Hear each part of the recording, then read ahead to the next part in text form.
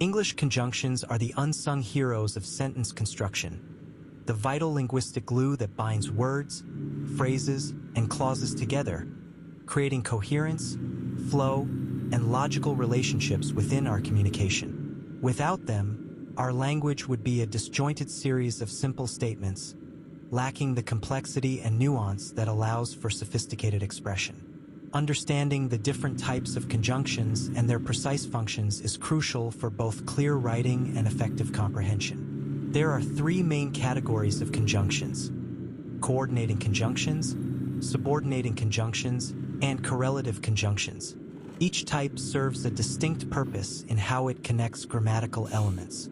First, coordinating conjunctions are perhaps the most commonly recognized. They join words, phrases, or independent clauses that are of equal grammatical rank or importance. An easy way to remember them is by the acronym FANBOYS, for and, nor, but, or, yet, so. For introduces a reason or cause, similar to because, though it is slightly more formal and often used when the reason is an inference, e.g., she must have been tired, for she fell asleep immediately, and is used for addition, joining elements that are alike or occur together, e.g., he likes tea and coffee. Nor presents an additional negative idea when the first part of the sentence is also negative. It often requires an inversion of subject and verb in the clause it introduces, e.g., she does not enjoy running, nor does she like swimming, but introduces a contrast or an exception, e.g., the book is short but insightful, or presents an alternative or a choice, e.g., would you like tea or coffee? Yet also introduces a contrast, often something unexpected in light of the first clause, similar to but, e.g., it was raining heavily, yet they decided to go for a walk. So indicates a result or consequence, e.g., he studied diligently, so he passed the examination. When a coordinating conjunction joins two independent clauses that could stand alone as sentences, a comma is typically placed before the conjunction. Second, subordinating conjunctions play a different role. They introduce a subordinate or dependent clause and connect it to an independent or main clause. A dependent clause cannot stand alone as a complete sentence.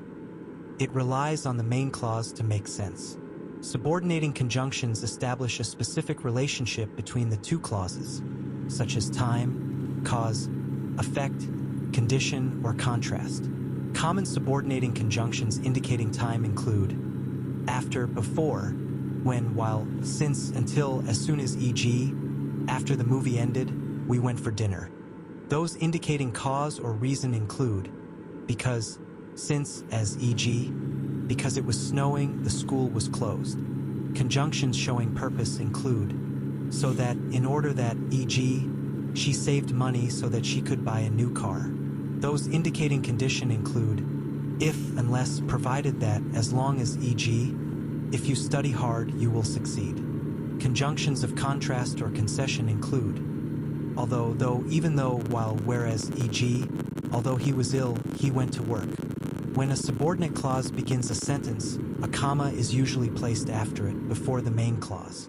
However, if the main clause comes first, followed by the subordinate clause, a comma is generally not needed, e.g., we went for dinner after the movie ended. Third, correlative conjunctions work in pairs to join grammatically equal elements in a sentence. They emphasize the relationship between the joined elements. Some common correlative conjunctions include either or, presenting two alternatives. You can have either tea or coffee. Neither nor, presenting two negative alternatives. Neither the teacher nor the students were happy with the results. Both, and joining two parallel elements. She is both intelligent and kind. Not only, but also emphasizing an additional element. He not only plays the guitar but also sings beautifully. Whether or presenting alternatives or conditions. I don't know whether to laugh or cry.